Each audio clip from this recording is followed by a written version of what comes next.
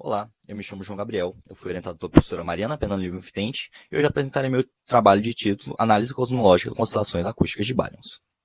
Nessa apresentação nós teremos alguns pontos principais de discussão, sendo eles os objetivos principais da cosmologia, a definição de algumas distâncias cosmológicas, a definição do conceito de réguas e velas padrão, a introdução do fenômeno físico das oscilações acústicas de Baryon, o BAO, a origem de réguas padrões definidas a partir do BAO e algumas medidas cosmológicas que podemos sondar utilizando dados obtidos a partir do BAO.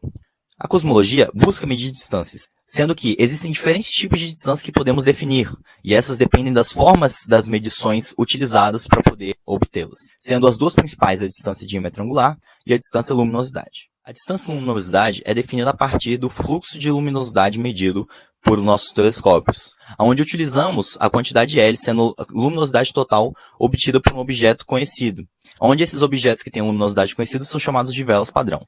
Da mesma forma, a distância diâmetro angular é definida da forma presente, onde utilizamos L, que é o tamanho próprio de um objeto também conhecido. Então chamamos esses objetos de tamanho conhecido de réguas padrão.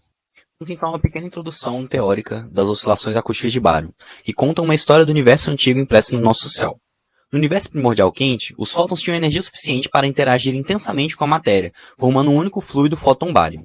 A pressão gerada nesse fluido lutava contra a gravidade, fazendo com que esse oscilasse, se expandindo e se contraindo a partir de um ponto central dos postos de potencial. Sendo que durante a parte da expansão, parte desse fluido era expulso em grandes ondas de pressão, ou seja, ondas acústicas. Essas oscilações geram influências diretas no micro-onda cósmico de fundo, do CMB, e também na distribuição de galáxias hoje em dia.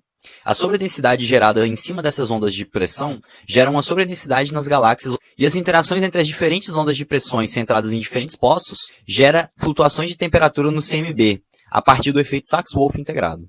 Nesse fluido fotobariônico, as primeiras ondas de pressão são as de maior amplitude, pois ainda não haviam perdido material expelido. Essas ondas se deslocam com velocidade e por tempo bem determinados, sendo este o final do nucleossíntese primordial do Big Bang. Essas ondas têm distância de propagação RS bem definida, de aproximadamente 160 megaparsecs. Esperamos então que essa sobredensidade de matéria no universo primordial, vindo na crista dessas ondas de pressão, gere também uma sobredensidade de galáxias nessa distância característica de 160 megaparsecs. Isso é de fato observado experimentalmente, como sendo um pico na função de correlação entre galáxias exatamente nessa distância característica de aproximadamente 160 megaparsecs.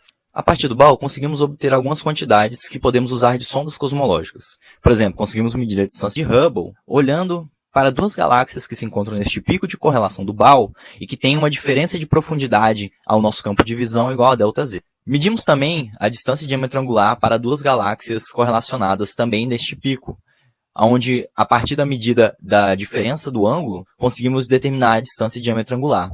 Essas duas medidas permitem calcular a distância que nós estamos a esses objetos cosmológicos que estão relacionados diretamente ao BAO. Conseguimos também utilizar a distância esférica média, que utilizamos para sumarizar essas medidas de distâncias cosmológicas de diâmetro angular ou distância de Hubble, sendo essa uma medida com maior significância estatística quando temos poucos dados disponíveis.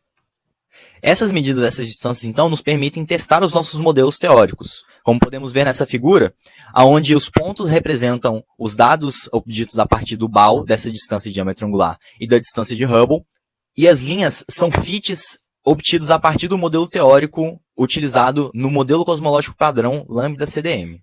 Em suma, o estudo do BAO gera diferentes medidas de distâncias que podem ser resumidas na distância esférica média, nos permite testar nossos modelos cosmológicos a partir dessas sondas cosmológicas obtidas no modelo, também nos permite a comparação entre medidas de distâncias envolvendo, por exemplo, a distância luminosidade, como é o caso das distâncias obtidas a partir das supernovas do tipo 1A, sendo que o BAO contém informação da história passada de expansão do universo, e essas distâncias oferecem uma informação sobre a história recente de expansão do universo. Caso haja alguma diferença entre as medidas desses parâmetros de distâncias cosmológicas, entre esses dois métodos abordados, isso pode ser indício de nova física a ser descoberta, pois indica a diferença na dinâmica cosmológica para o universo antigo e o universo recente. O que é de fato o caso, como descrito pela tensão cosmológica atual, entre uma diferença nas medidas da constante de Hubble para esses dois métodos diferentes.